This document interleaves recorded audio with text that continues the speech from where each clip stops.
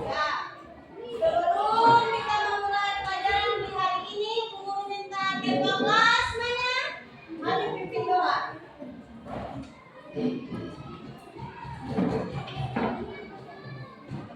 Siap.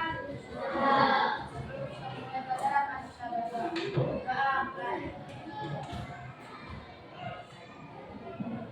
Doa selesai. Terima kasih.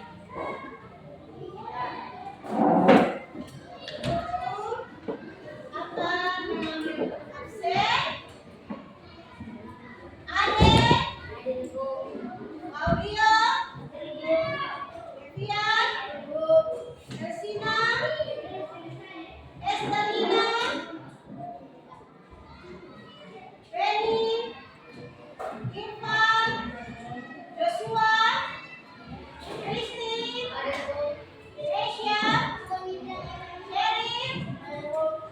Tan, Dawotan, Kaira, Abdul Aziz, Putra Majid, Adrian Rayuni, El Futer Akana. Iya.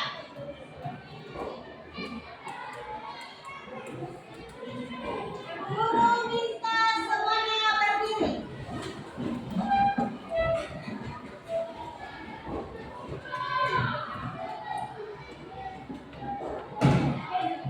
Kita menyanyikan lagu 7 kebiasaan anak Indonesia hebat. 1, 2, 3. Ada 7 kebiasaan anak-anak Indonesia hebat. Bangun tidur pagi, beribadah, berolahraga, makan sehat bergizi, bermasyarakat, tidur cepat, beristirahat. Ya, ulang sekali dulu berkenalan. 7 kebiasaan anak-anak Indonesia hebat. Bangun tidur pagi, beribadah, berolahraga, makan sehat bergizi, bermasyarakat, tidur cepat, beristirahat. Ya, terima kasih. Silakan dulu. Sekarang, guru mau tanya. Di antara kalian, siapa yang suka membantu ayah atau ibu di dapur? Ya, saya dulu. Ya. Di antara kalian, ada yang sudah pernah membantu ayah atau ibu memasak mie instan? Ayo, Bu. Ya. Di antara kalian, siapa yang bisa maju ke depan lalu menceritakan langkah-langkah cara membuat mie instan? Ya, silakan.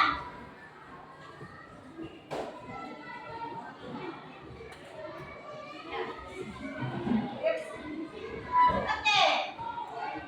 Yang lain dengar dan perhatikan. Cara membuat pertama, rebuskan gambar ini. Yang kedua, ketiga,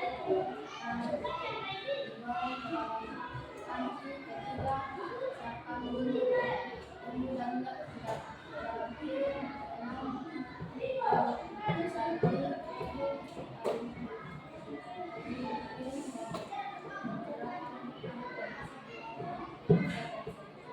Iya, terima kasih. Kasih tepuk tangan.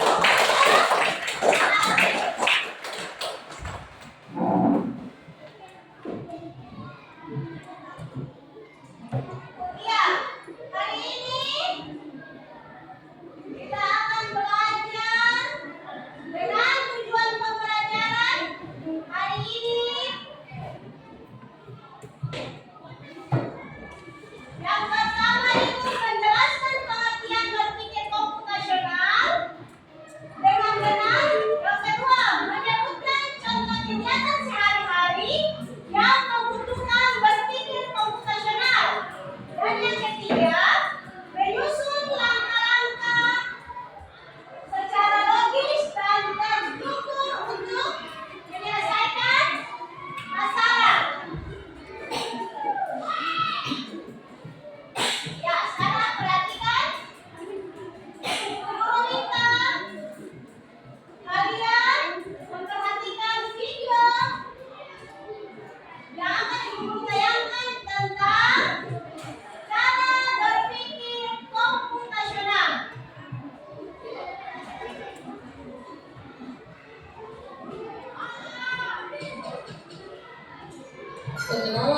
computational thinking.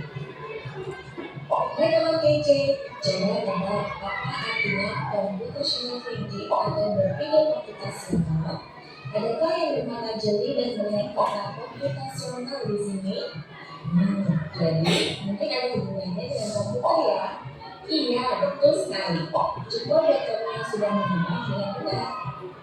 Berpikir komputasional adalah proses berpikir untuk menyelesaikan masalah dengan efektif dan efisien. Dalam ilmu komputer, proses berpikir ini dilakukan sebelum mulai menulis coding atau pemrograman. Jika sudah direncanakan dengan baik, maka coding yang ditulis akan sesuai dengan kebutuhan dan dapat diselesaikan dengan cepat dan tepat. Tapi ternyata berpikir komputasional juga bisa dilakukan tanpa komputer dan tanpa internet loh. Malah sebenarnya kita pun sudah menerapkannya dalam kehidupan sehari-hari, mulai dari membaca buku, mencatat ringkasan pelajaran, hingga menyiapkan tas untuk sekolah besok. Wah, kalau kita sudah bisa menerapkannya setiap hari, berarti kita semua sudah mahir dong. Belum tentu. Contoh-contoh tadi kan menerapkan berpikir komputasional pada masalah yang sederhana. Masih banyak nih masalah yang lebih kompleks, seperti misalnya mengatur keuangan bulanan, apa yang harus dilakukan kalau kamu tersesat di gunung baru, hingga memilih jurusan dan karir.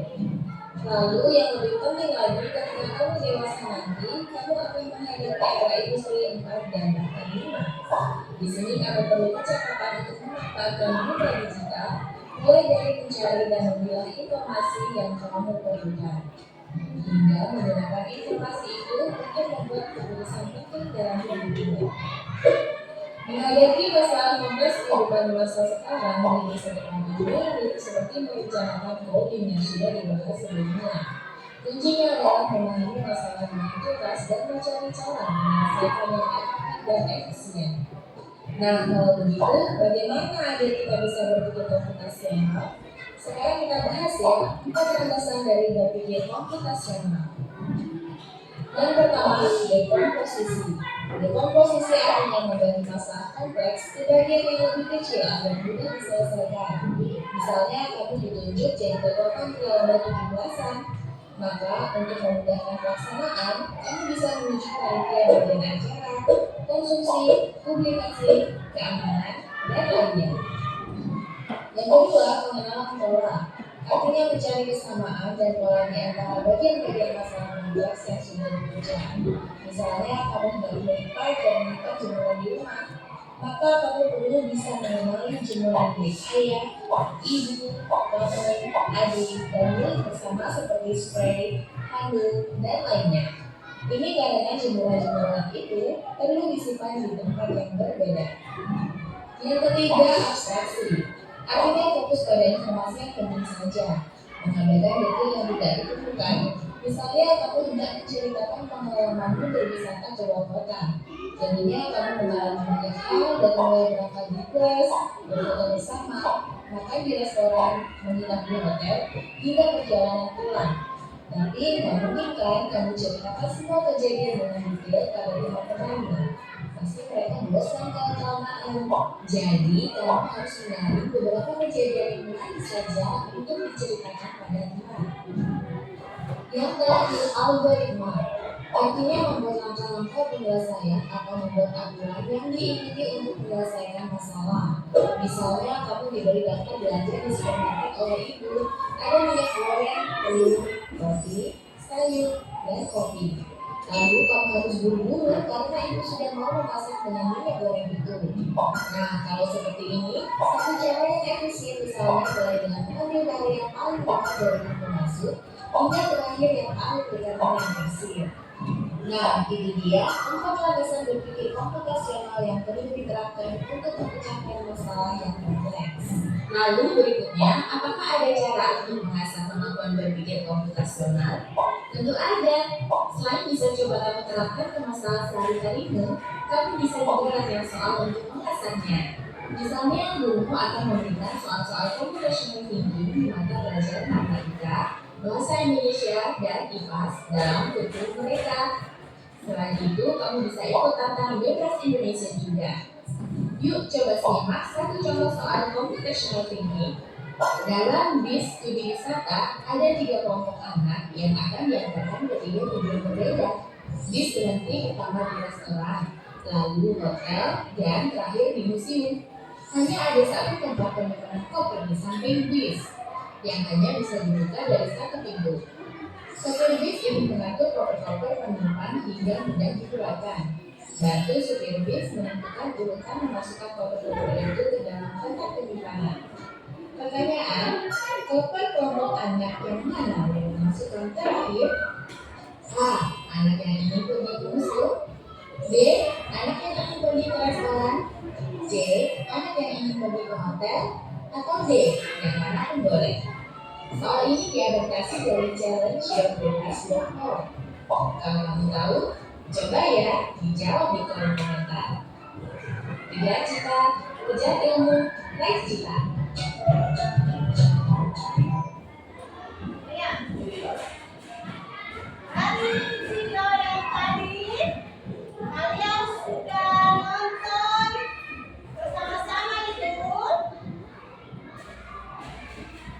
Umur mau tanya, apa itu berpikir komputasional? Berpikir komputasional itu cara berpikir untuk menyelesaikan masalah secara logis, sistematis, dan bertahap. Yang kedua, ada berapa unsur dalam berpikir komputasional tadi? 4. Ya, 4. Apa saja? Dekomposisi. Yang kedua, pengenalan pola. Yang ketiga, abstraksi dan algoritma. Ya. Sekarang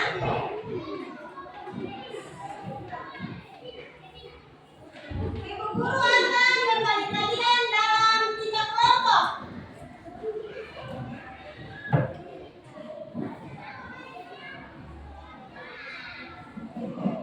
Dalam 3 kelompok, ayo cepat masuk kelompok masing-masing.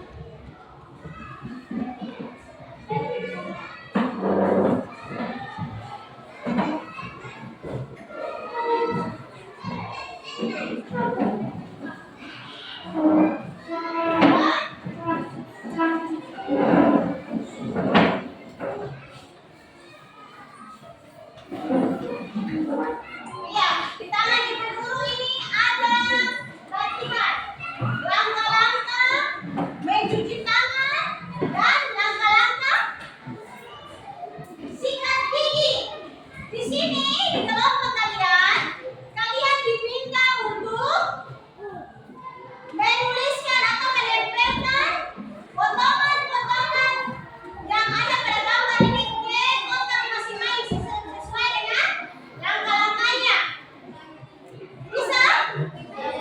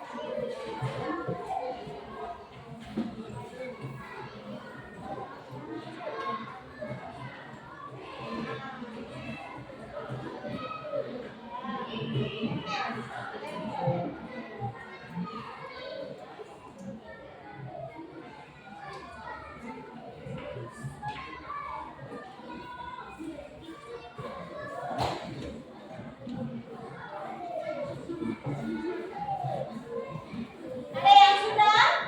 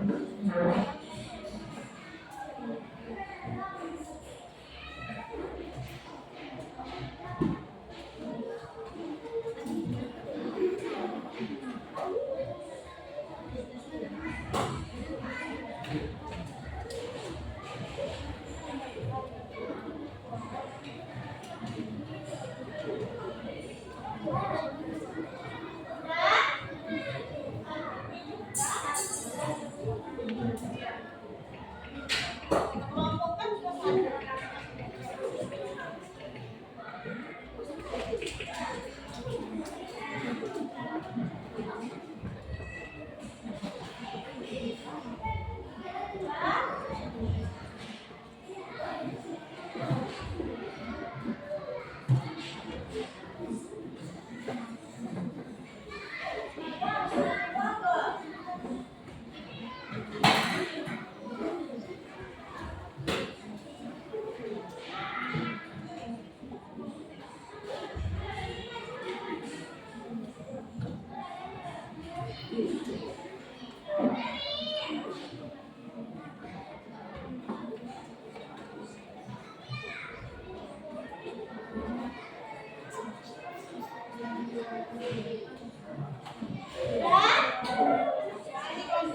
Kelompoknya sudah mau selesai.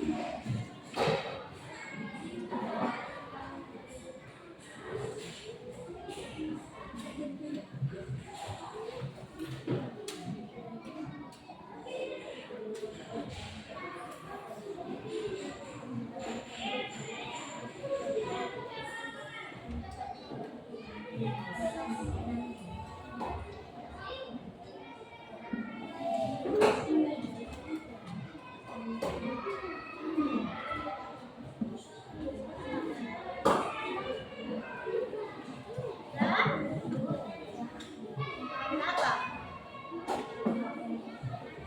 Ini sudah. Ini sudah.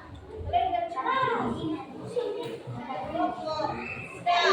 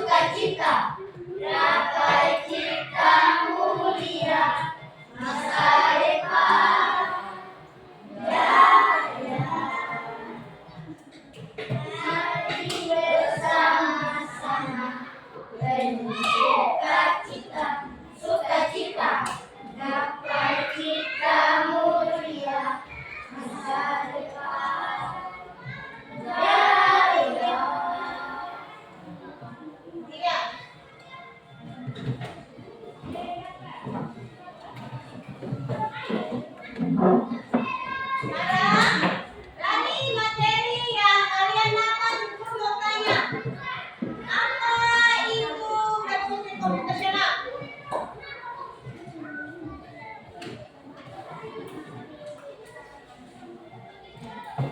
Siapa yang bisa jawab apa itu berpikir komputasional? Cara berpikir untuk menyelesaikan masalah secara apa? Logis, sistematis, dan bertahap. Yang berikut, unsur berpikir komputasional tadi ada berapa? 4. Ya, apa saja? Deskomposisi itu memecahkan masalah besar menjadi bagiannya kecil. Yang berikut, mencari kesamaan. Yang berikut, mengambil yang penting-penting saja. Terus, algoritma itu langkah-langkah atau solusi. Ya. Sekarang, yang terakhir, guru akan memberikan kalian tugas akhir. Masing-masing kerja.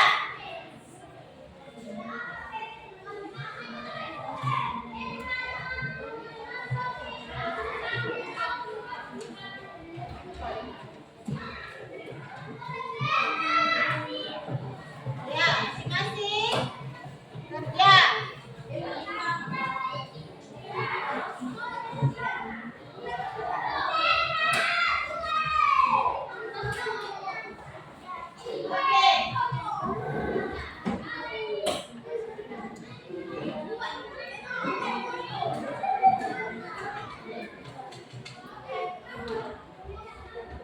Oke.